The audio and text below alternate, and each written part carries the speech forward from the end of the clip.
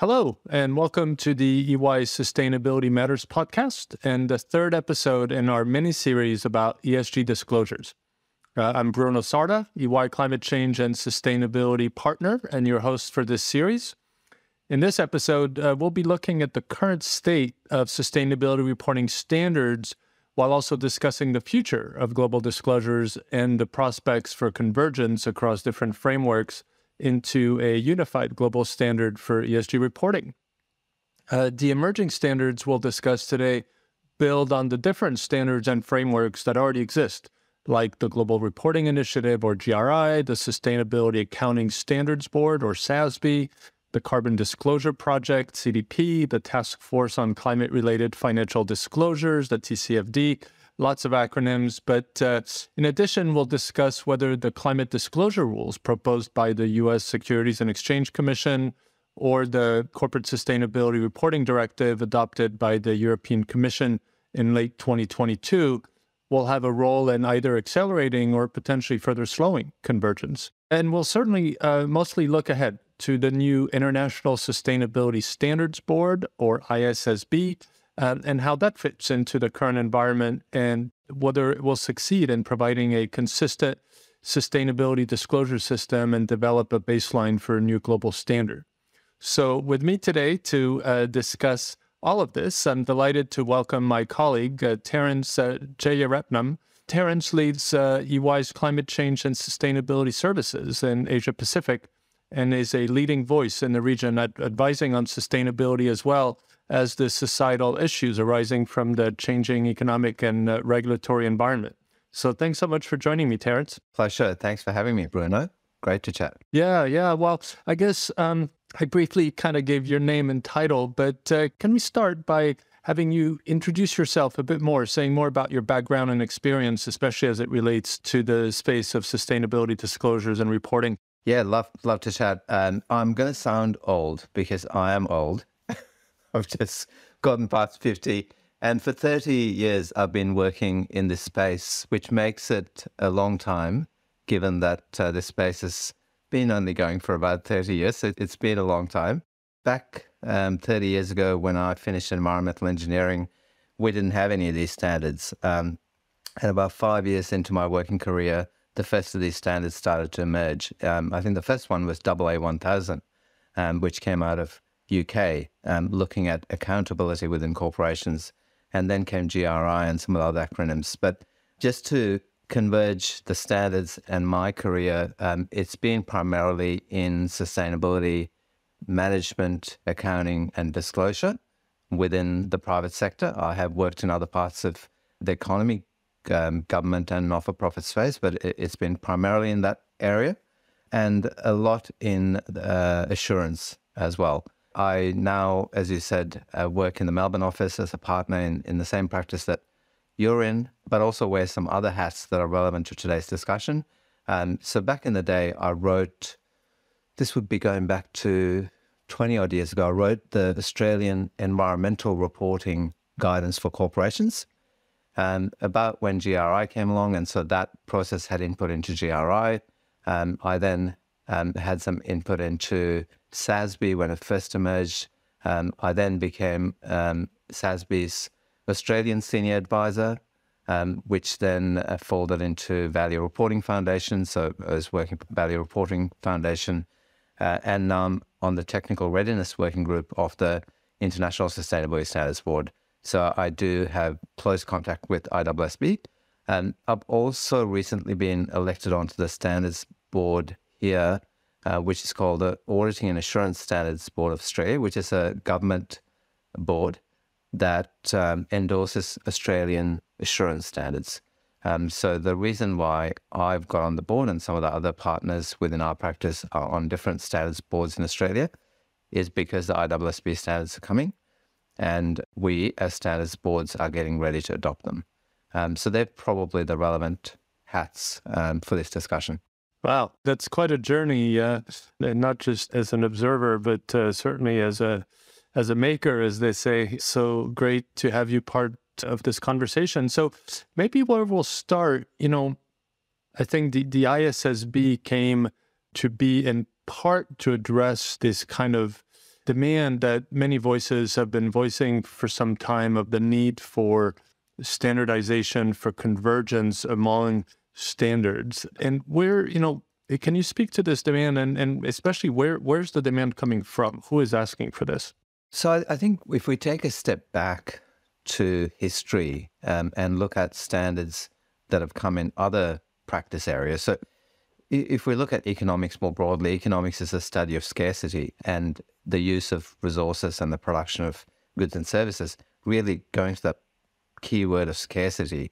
And where ESG has come from is that things have become scarce. And so not only have they become scarce, they've become impactful to the point where humans are getting threatened by the impacts.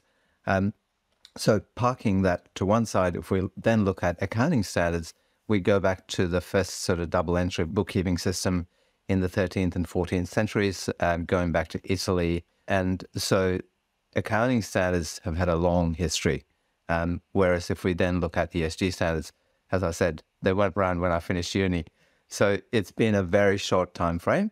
And we're talking about managing companies versus managing the planet. Two very different contexts. So if we just consider that and pause for a second, the point is that if you don't look after the planet and its resources, economics fails and then business fails. And so the demand really has risen from everyone who wants to keep business going, which is investors, companies, shareholders, and stakeholders who are living and working for businesses. And so it's been that widespread. I think the demands really converge very quickly because of the impacts that we're starting to see, particularly in the last 5 to 10 years. Now, I had the privilege of meeting you, Bruno, in London about 6 months ago, and we were there when London broke its record for its hottest day ever. And that's happening every month in Australia and every month where you are. We're breaking records all over the place. And I think very quickly regulators and investors have worked out that we can't keep going like this. We have to ensure that all businesses are held into account, and some businesses we must accept may fail, in the process. And if that's what the cost is to protect what we need to do business, then that's what it needs to be. Well, that, I guess, is the emergence of the TCFD. TCFD looked at climate risk a bit like the global financial crisis and said, if this keeps going and we start to have carbon prices all over the world or extreme weather events all over the world or both, we might have a systemic collapse of business, which we need to avoid. We therefore need to have all businesses starting to account for climate risk.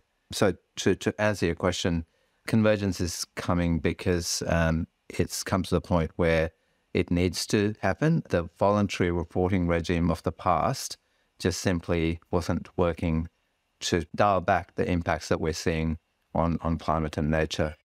Yeah, well, first of all, fascinating look back at, how we got here. And I think that was a very useful reference to these things that are not necessarily exclusive to ESG, to recognize that this evolution and iteration of approaches is common, and it takes time because of the number of constituents that are involved and the length of adoption cycles, those kinds of things. So based on your experience with these different systems and frameworks and standards to date and your current involvement now, what do you think the prospects are, in fact, for a kind of converged framework of globally accepted standards that will both serve the needs of business, of their key constituents, and then more broadly the planet, as you outlined? I think the prospects are high, at least from the consultations that we're seeing, both from the government here in Australia, but also from the standards bodies. Business is generally accepting that there needs to be proper standards, not voluntary standards, proper accounting standards. I don't know to what extent that's true across the board, but from what I'm hearing through ISSB, there is consensus for accelerated release of ESG standards and then adoption country by country. I think the G7 has supported the ISSB standards for accelerated adoption. I think that's going to be a great start. And if the G7 supports it, we're going to see the rest of the world adopt it pretty quickly so that business can keep going in terms of trade. I think the standards are going to be released and adopted quickly. I do think that it's not going to be perfect on day one. And I think that needs to be accepted, just given the timeline that has been set for these standards. And I believe the accounting bodies and the ISSB will allow for some phased-in processes so that there can be some mistakes and learnings along the way, which I think is fine. I don't think the next few years is going to be about penalizing companies for not reporting or not getting it right. It needs to be about trying to get it right. And if that's the attitude, I think the chance of convergence are high. We will see some, I think, pushback from the voluntary standards to say, well, we still have a place in this. And I agree. I think the GRIs and so on do have a place for companies that want to look more broadly at their impacts and want to go further than mandated accounting ISSB standards. So I think there's a place for every guidance and standard that's out there. But the mainstay needs to be that all companies start to adopt the IFRS ISSB standards. Yeah, no, for sure. I think that's part of what this voice or this set of voices pushing for more convergence, more standardization have been, give us a clearer message of, what is it that we must do? And then what are these other things we can do on a more voluntary basis, but without, so much disparity that it's hard to choose based on who's asking. So you mentioned maybe already some of this, not necessarily entrenchment, but this kind of incumbency of some who may want to advocate for the role they play. What other obstacles do you think might get in the way of this kind of rapid development and adoption that you talked about? I think there's a bit of culture change that's going to have to happen as part of the adoption process, because you'd have companies out there that have been reporting for a number of years on GRI. So for companies to move from a particular guidance to another standard, it may require some culture change. I think the other thing that I'm seeing is symptomatic of how quickly things are moving, which is that executives and board members are starting to grapple with this for the first time. And they're starting to go back in history and starting to get confused about, well, is it GRI? Is it ISSB? And so I think there's a bit of confusion. I think there's culture change. There's probably some resistance from some of the existing standards, guidance providers, a combination of things. But I think it is important that CFOs start to play a role in this, because I think that's the new stakeholder that will have a real voice, because CFOs and finance teams do look after the accounting processes within companies, do look after the auditing and assurance processes. And ultimately, I believe if these standards play out the way they're intended to, they're going to look after ESG data as well. And I think it's time for CFOs to cut through the noise and work out what exactly the standard's asking for, and work out what they have, what they don't have, and set up the processes afresh, not throwing out everything that they've done before. Yeah, and I like that you mentioned, again, the importance and emergence of the CFO as a key actor in this, which historically they have been less so in the life cycle of sustainability reporting in organizations, because there's often this talk of, the need for comparability or even the need for investor grade kind of data.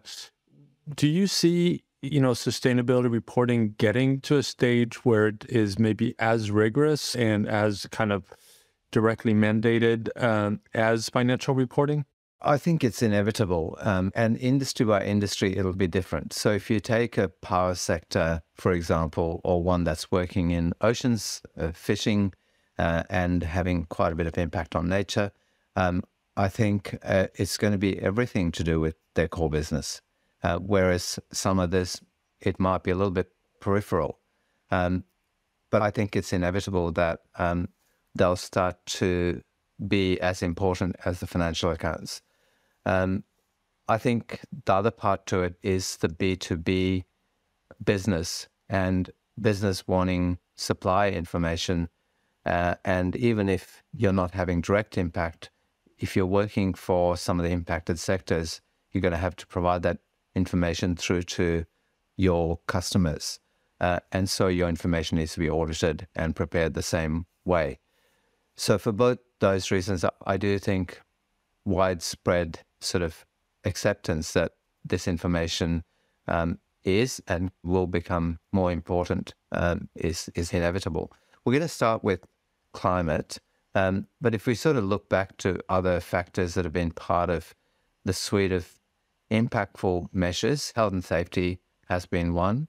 We can go back to a number of companies where there might have been a fatality and all bonuses were cut through executive ranks or throughout the company. So, linking some of the ESG metrics to financial performance has already been done. I think that'll continue to happen. And, we're starting to see greenhouse targets linked to REM and bonuses and so on. And, if we look at what's to come, ISSB has talked about the next three that they're going to start looking at are biodiversity, human rights, and people metrics, which will be diversity and health and safety and so on. Once we have S1 and S2, the sustainability standard and the climate standard out. And, for some sectors, those other standards will be very critical, and for others, they'll be peripheral. But as a combination, I think we'll find it quite important. Yeah, thanks for putting a kind of a bit more detail also behind what is in fact making the foundation of the ISSB or ISSB as you call it, with initially this S1, S2 standard. So it's ambitious for sure. There's a lot to cover, and we like to say sustainability is everybody's business because, well, it kind of touches everything. What is the timeline for ISSB generally? And you mentioned it was aggressive. Do you think it's realistic?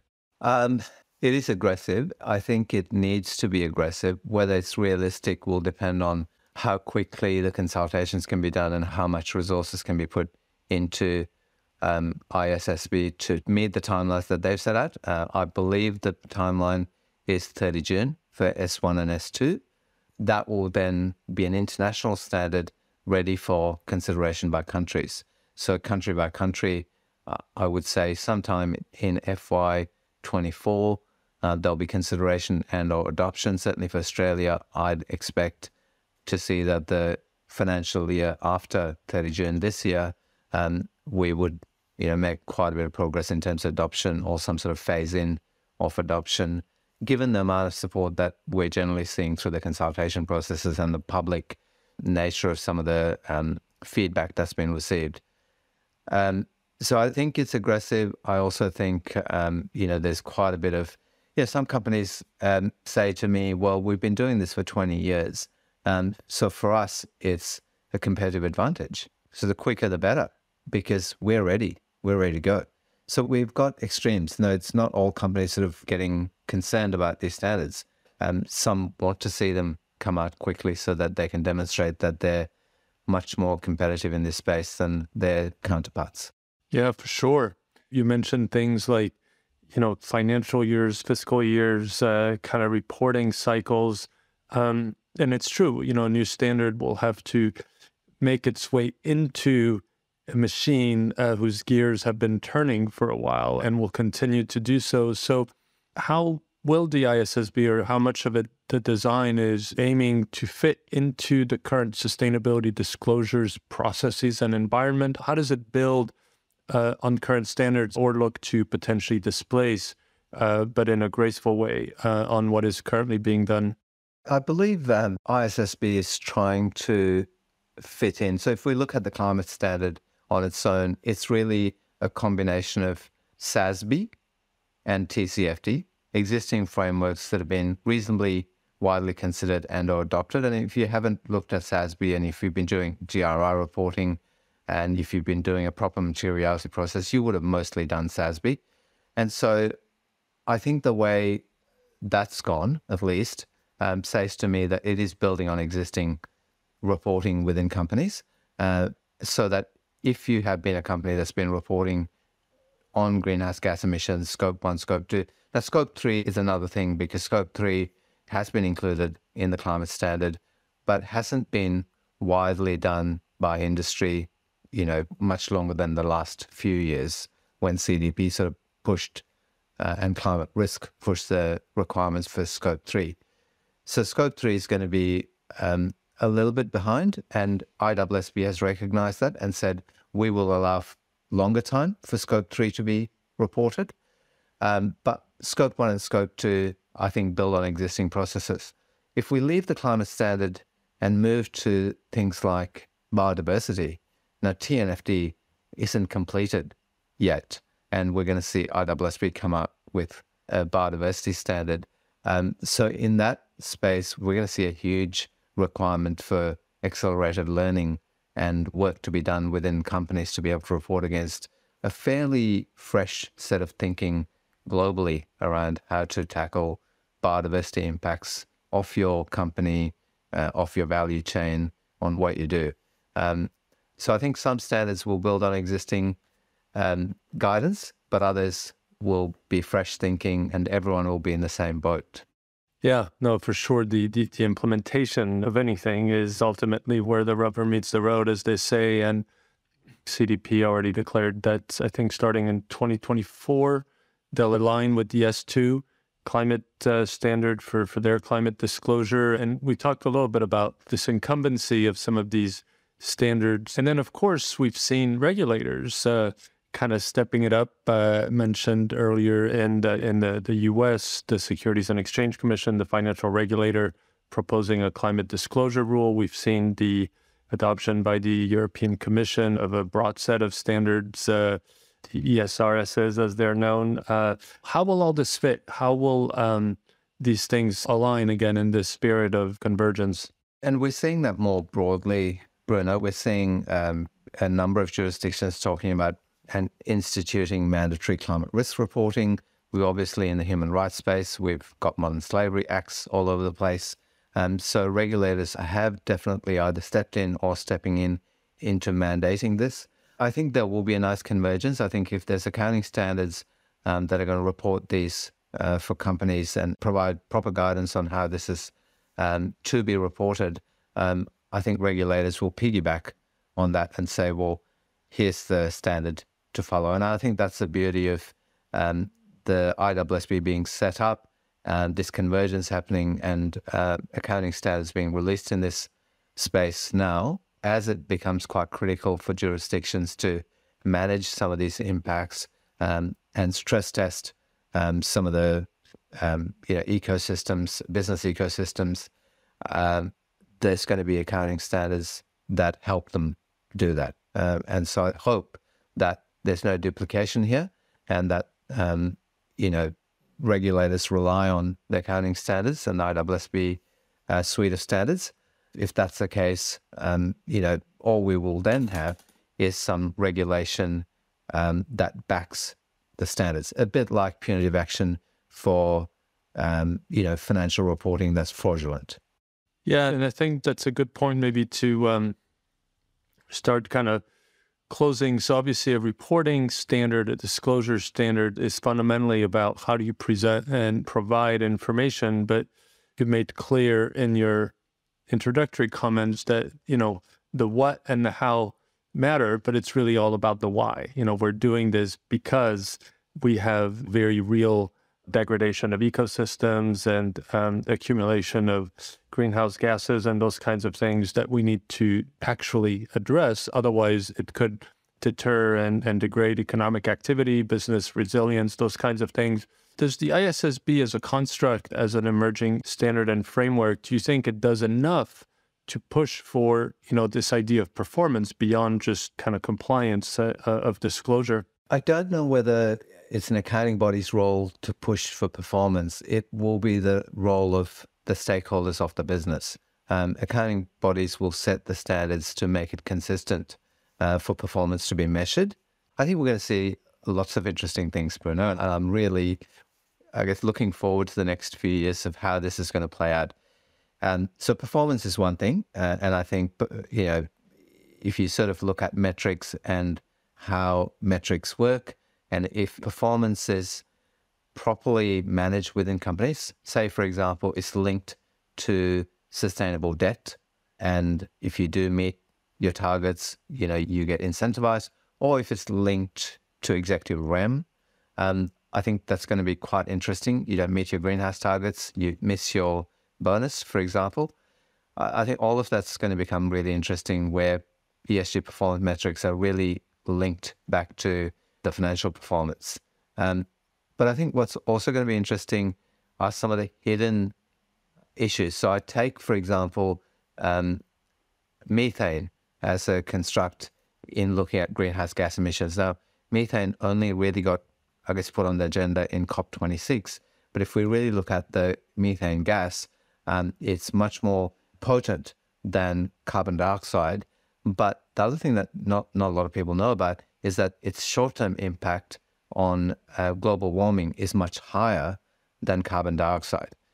So if you're going to do one thing globally to avoid what we're seeing in Auckland right now, or what we saw in London when you and I met, it's to take out methane. Now, if every company starts to report this properly and scientists start to work out that the one thing we need to do, a bit like ozone, is to cut methane rapidly, you can start to see some financial performance impacts on organizations that are heavy on methane. So I think it's going to be really interesting once we start getting into the detail of corporate reporting that's regulated, to start to see some of the areas that probably haven't been touched but really need to be considered over the next few years in order to avoid the worst effects of climate change and biodiversity. So yeah, it's going to be interesting. Well, that was a lot of ground to cover in a short amount of time, but Terence, I really want to thank you for some brilliant insights and really interesting discussion. I mean, for our audience, I hope, we've brought some additional clarity into this world of sustainability disclosures and given a glimpse of the future of how this vital area will impact businesses worldwide. So thank you so much, Terence. Thanks for having me. Great to chat, Bruno. Catch up soon. Likewise, yeah. And as I said at the start, this is the third and final episode in our Disclosures miniseries. You can find previous episodes on EY.com or wherever you get your podcasts, as well as past episodes of Sustainability Matters. Thanks for listening. If you enjoyed this episode of Sustainability Matters, we'd love for you to subscribe. And ratings, reviews, and comments are also very welcome. And you can also visit EY.com to find a wide range of related and interesting articles on this and many topics that will help put these bigger issues in the context of your business priorities. I look forward to welcoming you on the next episode of Sustainability Matters. My name is Bruno Sarda. You can find me on LinkedIn and feel free to connect with me there. Thanks so much for listening.